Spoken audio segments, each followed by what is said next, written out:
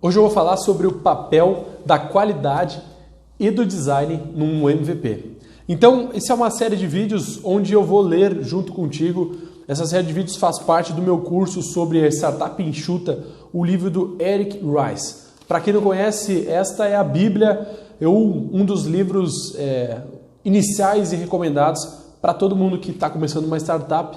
E aqui a gente usa essa metodologia para ajudar empresas a criar tecnologia de uma maneira mais enxuta, né? Então, vamos lá. Então eu vou fazer a leitura aqui junto com vocês. Para quem tiver o livro em casa também, pode ler. E a gente vai discutir um pouquinho durante esse vídeo sobre o conteúdo. São simples 3 páginas que falam sobre o papel da qualidade e do design num MVP. Estou fazendo esse vídeo porque tem muita gente que confunde MVP com problemas, com algo mal feito. E vocês vão entender que a coisa não é bem por aí. Então vamos lá. Um dos primeiros aspectos mais vexatórios do produto mínimo viável é o desafio que este apresenta às noções tradicionais de qualidade. Os melhores profissionais e especialistas aspiram a criar produtos de qualidade. É uma questão de orgulho. Isso é no teu dia a dia. Se você é uma pessoa perfeccionista, quer fazer um bom trabalho, é natural que você queira fazer algo de alta qualidade. Os processos modernos de produção se baseiam na alta qualidade como maneira de impulsionar a eficiência. Funcionam usando a conhecida afirmação de Edwards Deming: o cliente é a parte mais importante do processo de produção. Significa que devemos concentrar a energia exclusivamente na produção de resultados que o cliente deve perceber como dotados de valor. Permitir o desleixo no processo leva inevitavelmente à variação excessiva. A variação no processo gera produtos de qualidade variável aos olhos do cliente que, na melhor das hipóteses, requerem reparos e, na pior, acarretam a perda do cliente. A maioria das filosofias modernas e empresariais e de engenharia concentram-se na produção de experiências de alta qualidade para os clientes como princípio básico. É o fundamento das práticas Six Sigma, da manufatura enxuta, do design thinking, da produção extrema e do movimento de software craftsmanship, software artesanal. Essa discussão sobre qualidade pressupõe que a empresa já conheça os atributos do produto que o cliente valorizará. Numa startup ou em um produto novo de uma empresa, essa é uma suposição arriscada. Muitas vezes não sabemos sequer quem é o cliente, não sabemos sequer quem vai ser o usuário e, portanto, para startups, acredito, segundo o autor, no seguinte princípio de qualidade: se não sabemos quem é o cliente, não sabemos o que é qualidade. Essa parte do livro eu até grifei, consegui enxergar aí. E eu acho que essa é a primeira verdade aí que traz a página 98 do livro Startup Enxuta. Porque geralmente a gente está pensando que... A gente fica pressupondo que é qualidade, mas no caso de startup ou no caso de um produto novo, muitas vezes você nem conhece o cliente. Você nem sabe o que realmente é o que vai trazer, vai resolver o problema dele. Então o Eric Rice ele traz essa frase que para mim ela me marcou bastante a primeira vez que eu li. Então, repetindo, se não sabemos quem é o cliente, não sabemos o que é qualidade. Vamos continuando. Mesmo um MVP de, entre aspas, baixa qualidade, pode atuar a serviço do desenvolvimento de um produto de alta qualidade. Sim, às vezes os MVPs são percebidos como de baixa qualidade pelos clientes. Em caso afirmativo, devemos usar isso como uma oportunidade para descobrir os atributos com os quais os clientes se preocupam. Isso é infinitamente melhor do que a mera especulação ou formulação de estratégias no quadro branco, pois fornece uma base empírica sólida sobre a qual desenvolver os futuros produtos. Então o que ele está dizendo aqui é justamente isso. Muitas vezes sim, você vai lançar um MVP que como ele trata, de baixa qualidade, mas é nesse momento que você vai ouvir o teu usuário e você vai conseguir entender o que é a baixa qualidade para ele, com o que realmente ele se importa. Isso, segundo o autor, é infinitamente melhor que você fazer numa tentativa e erro, no achismo.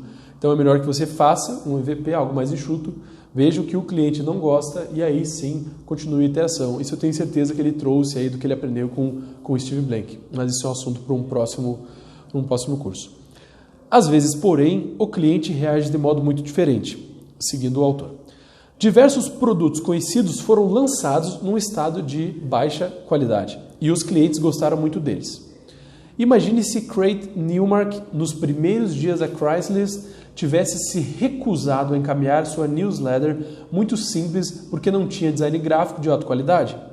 E se os fundadores do Groupon tivessem achado que 2 pizzas pelo preço de uma fosse indigno deles. Então ele traz aqui no livro alguns exemplos, alguns cases, então eu convido você, se não conhece, a pesquisar a Craigslist e o Groupon para entender como é que foi o MVP deles. E a reflexão que o autor traz aqui é justamente isso. Já imaginou se os empreendedores tivessem ficado com vergonha ou tivessem pensado que isso não seria bom o suficiente, o que isso teria trazido? Vou continuando.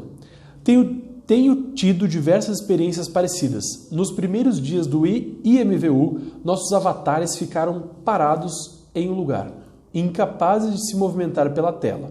Então ele está falando do MVP aí, de uma startup dele, onde então dentro da tela do MVP dele, os avatares, os ícones dos personagens, eles ficavam parados. Continuando.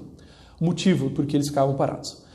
Segundo o autor, estávamos construindo um MVP e ainda não tínhamos enfrentado a difícil tarefa de criar a tecnologia que permitiria que os avatares passeassem pelo ambiente virtual que habitavam. Na indústria do videogame, o padrão é que os avatares em 3D devam se mover de modo fluido enquanto caminham, evitar obstáculos do caminho e seguir itinerário inteligente até seu destino. Então ele traz aqui um exemplo dos jogos como The Sims, onde esse mercado está acostumado a que os personagens se movam em 3D. Só que eles, na época, eles não tinham desenvolvido isso. Isso seria, vamos dizer, muito caro para que eles fizessem. Por isso que no MVP deles eles deixaram na tela um personagem parado. Vamos lá. Seguindo. O feedback do cliente foi muito consistente. Eles queriam a capacidade de mover seus avatares pelo ambiente. Consideramos isso uma má notícia, pois significava que teríamos que despender uma quantidade considerável de tempo e dinheiro numa solução de alta qualidade similar ao jogo The Sims. Para quem conhece, o jogo The Sims é um jogo em 3D, você pode baixar ele, você vai entender como é complexo ali, são personagens em 3D que interagem. E eles ficaram tristes, digamos assim, com o feedback dos clientes que queriam que os personagens se movessem. Continuando. Mas antes de nos comprometermos com essa solução, decidimos tentar outro MVP. Utilizamos um truque simples que pareceu quase uma fraude. Mudamos o produto de modo que o cliente poderia clicar no lugar para onde ele queria que o avatar se deslocasse e o avatar se teletransportava instantaneamente. Então, ao invés de eles desenvolverem uma tecnologia e investirem X tempo para criar que o personagem se movesse, eles tentaram de uma outra maneira e apresentaram para esses mesmos clientes. Continuando. Mudamos o produto de maneira que o cliente pudesse clicar no lugar e o personagem se teletransportava. Nenhuma caminhada, nenhum obstáculo evitado, como seria um jogo normal. O avatar desaparecia, então aparecia no outro instante. Não podíamos nem mesmo bancar recursos gráficos de teletransporte ou efeitos sonoros. Nós nos sentimos mal apresentando esse recurso, mas foi tudo o que conseguimos bancar. Você pode imaginar, diz o autor, nossa surpresa quando começamos a obter o feedback positivo dos clientes. Nunca fizemos perguntas diretas sobre o recurso do movimento, pois estávamos muito constrangidos. No entanto, quando pedimos para que mencionassem as coisas que mais gostavam a respeito do projeto, os clientes listaram de modo constante o teletransporte do avatar entre as 3 primeiras, segundo o autor, de maneira inacreditável. Muitas vezes descreveram especificamente esse recurso como, abre aspas, mais avançado que o The Sims. Então, os próprios usuários acharam que fazer esse teletransporte, que para os empreendedores era uma vergonha, os usuários entenderam como se isso fosse ainda mais avançado que o aplicativo The Sims, que teria investido aí muito mais para isso. Seguindo o livro, essa solução barata superou em desempenho diversos recursos do produto que tínhamos muito orgulho. recursos que levaram muito mais tempo e dinheiro para produzir. Os clientes não se importam com a quantidade de tempo que um produto leva para ser desenvolvido. Eles só se importam se atender às suas necessidades. Nossos clientes preferiram o recurso de teletransporte porque permitiu que chegassem ao destino o mais rápido possível. Em retrospecto, isso fazia sentido. Quem de nós não gostaria de chegar ao destino num instante, sem filas, sem horas a bordo de um avião ou espera em aeroportos, sem conexões, sem táxi, sem metrô? Nossa onerosa abordagem do mundo real foi vencida com facilidade por um recurso excelente do mundo fantasia que custou muito menos, mas os nossos clientes preferiram. E agora o autor faz uma nova pergunta. E agora, que versão do produto é de baixa qualidade? Então aqui eu faço um parênteses, né, ao que o autor está trazendo e trazendo aí ao tema, né, desse vídeo e também desse capítulo, que é o papel da qualidade do design do MVP. Então, você já imaginou se o empreendedor ali tivesse desenvolvido toda uma plataforma 3D, entendendo que isso seria a qualidade, mas não entendendo o cliente, não entendendo o feedback do cliente? Talvez esse autor teria perdido 1, 2, 3 meses, investido um recurso que poderia ser aplicado em outras coisas, mas ele utilizou a metodologia, foi enxuto, lançou uma versão e ouviu o que ele destaca no livro, ouviu o feedback dos usuários. E aí, trazendo para aquela frase que eu vou repetir: se não sabemos quem é o cliente, não sabemos o que é qualidade. Então, se você não ouvir do cliente, se você não conhecer ele, você não vai saber, você vai tentar adivinhar o que é qualidade. E o autor ele diz que é infinitamente melhor a mera especulação, é infinitamente melhor que você tenha uma base empírica que a mera especulação. Finalizando aqui o capítulo. Os MVPs requerem a coragem de testar as suposições. Se os clientes reagirem de maneira que esperamos, podemos considerar isso como a confirmação de que as nossas suposições estavam corretas. Se apresentarmos um produto projetado de modo deficiente e os clientes não conseguirem entender como utilizá-lo, isso confirmará nossa necessidade em investir em um projeto superior. No entanto, sempre devemos perguntar: e se não se importassem com o projeto da mesma maneira que não nos importamos? Então, a moral da história aqui dessa parte é isso. Geralmente o empreendedor, o empresário, ele quer fazer a coisa com máxima qualidade. Mas, enquanto a gente não ouvir isso do usuário, enquanto a gente não realmente entender o usuário, não passa de uma suposição nossa. E aí, acho que o grande ensinamento da startup enxuta é isso. É você não perder o teu tempo com coisas que estão na tua cabeça. Coloca para validar com os clientes, ouve o feedback e aí sim constrói. Portanto, o método de startup enxuta não é contrário à construção de produtos de alta qualidade, que estejam a serviço do objetivo do cliente. Devemos nós estar dispostos a pôr de lado os nossos padrões profissionais tradicionais para começar o processo de aprendizagem validada o mais breve possível. No entanto, frisa o autor, de novo, isso não significa atuar de uma maneira negligente ou indisciplinada. E o autor destaca: essa é uma advertência importante. Há uma categoria de problemas relativo à qualidade que apresentam o efeito líquido de reduzir a velocidade do ciclo de feedback, construir, medir e aprender. Defeitos dificultam a evolução do produto, eles efetivamente interferem em nossa capacidade de aprender e, assim, são perigosos para serem tolerados em qualquer processo de produção. Na parte 3, consideraremos um método para descobrir quando realizar investimentos de prevenção desses problemas. Quando levamos em conta a construção de um produto mínimo viável, essa regra é simples o suficiente. Diz o autor: elimine todo recurso, processo ou esforço que não contribui diretamente com a aprendizagem que você procura.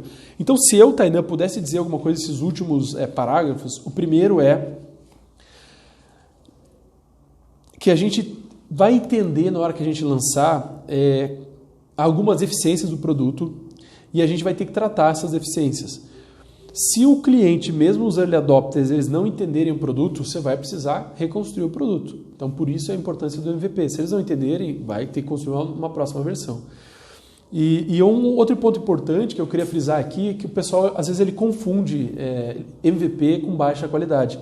E o autor aqui ele deixa claro que uma coisa não tem a ver com a outra. Então, se você lançar um produto com defeitos, e eu digo defeitos mesmo, problemas, não com falta de funcionalidades, mas com problemas, você vai acabar ouvindo muito mais as reclamações dos problemas. Isso vai atrapalhar com o seu ciclo de aprendizado. Então é importante que você lance um produto mais enxuto, mas que não tenha problemas. Então, se você lançar com uma funcionalidade, que essa funcionalidade funcione. Isso é muito mais inteligente, muito mais eficaz que você lançar com 10 funcionalidades e, naturalmente, os usuários eles vão encontrar problemas nessas funcionalidades. E isso vai atrapalhar o teu ciclo, que é o ciclo do Lean Startup, e aí repetindo aqui, construir, medir e aprender. Então, esse vídeo ele é bem curto e ele traz aí essa reflexão do Eric Rice. Eu até destaquei aqui desse outro ponto aqui, que o autor ele deixa bem claro que o MVP não significa atuar de maneira negligente. Espero que vocês tenham gostado desse vídeo. Então, esse trecho é o papel da qualidade e o design no MVP. Se você tem um amigo que é empreendedor, que trabalha numa empresa, que trabalha com a construção de tecnologia, manda esse vídeo para ele. E se você não conhece, recomendo muito que leia o livro Lean Startup, a Startup Enxuta, ou se você quiser, assista, faça parte aí do nosso curso. A gente tem um curso que ele é todo esse livro lido e comentado pela gente. É uma maneira bastante fácil de você absorver esses conteúdos aí com doses homeopáticas aí de Eric Rice. Um abraço e até o próximo vídeo.